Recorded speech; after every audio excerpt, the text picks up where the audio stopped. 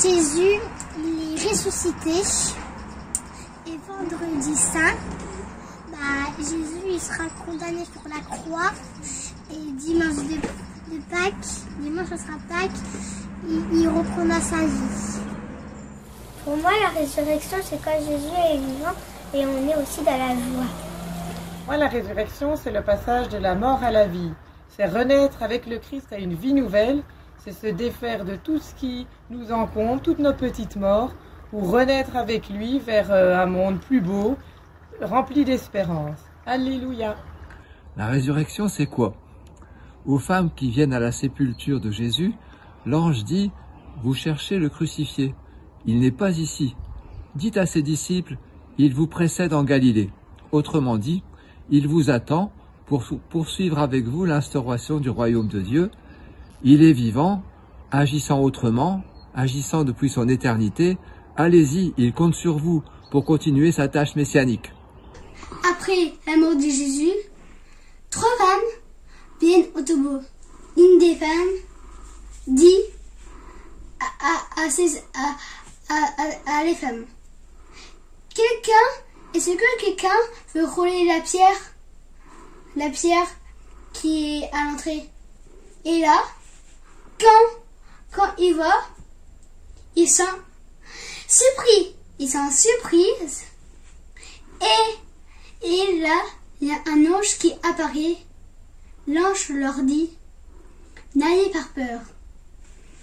Jésus est ressuscité.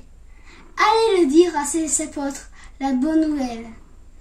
Tout ému et plein de joie, les femmes sortent du tombeau et courent pour apporter la bonne nouvelle aux disciples. Pour moi, c'est l'un des plus beaux cadeaux, l'une des plus belles preuves d'amour que Dieu a pu faire pour nous. Par ce passage de la mort à la vie, il nous donne l'espérance. Je dirais même bien davantage. Il nous fait la promesse de la vie éternelle. Et quoi de plus merveilleux que de savoir que la mort n'est pas une fin. Bien au contraire, il s'agit d'une seconde naissance, d'une renaissance. Et quoi de plus beau aussi d'avoir un jour la joie de retrouver nos proches qui nous ont précédés. Et le Seigneur nous donne le chemin à suivre. Il nous appelle à cheminer sur les pas de son Fils Jésus, notre modèle, l'apôtre de l'amour par excellence. C'est quand Jésus sort du tombeau, 3 jours après sa mort, et après, il va rejoindre Dieu le Père. Ou encore, il est vivant.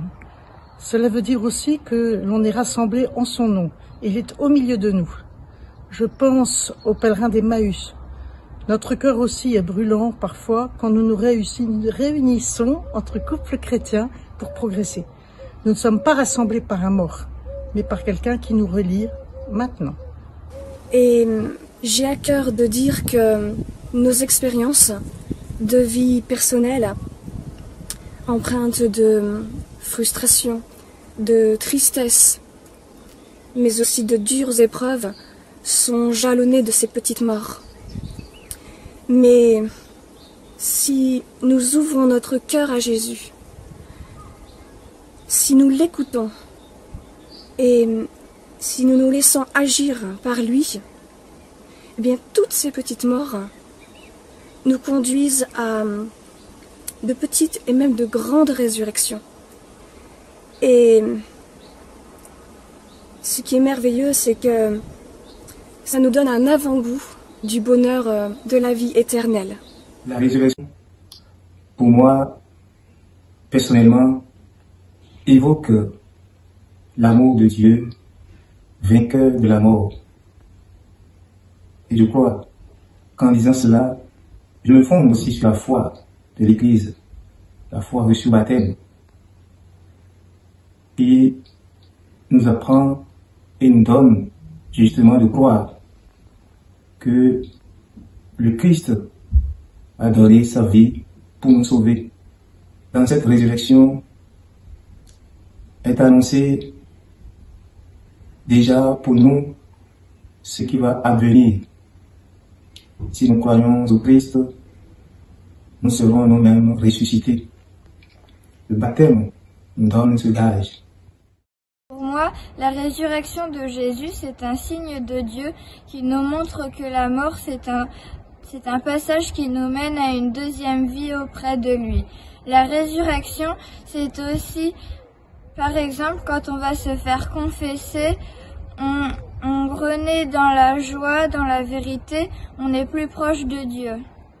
La résurrection de Jésus, c'est aussi l'impossibilité de nous résigner devant notre orgueil, notre égoïsme, devant la mort, puisque nous sommes convaincus que nous sommes tous faits pour partager l'amour qui est dans le cœur de Dieu. Mais plus encore, le Christ, après sa résurrection, s'est montré à ses disciples. C'est dit que quand on croit au Christ, il se montre à nous, déjà dans notre vie présente. Et il nous promet dans l'avenir cette vie éternelle. Mais il nous a chargé de communiquer au monde. Il a chargé ses disciples, et les disciples à leur tour nous ont chargés de communiquer cet amour, de parler de cette victoire au monde, à nos contemporains, pour qui le mot résurrection n'a peut-être pas de sens.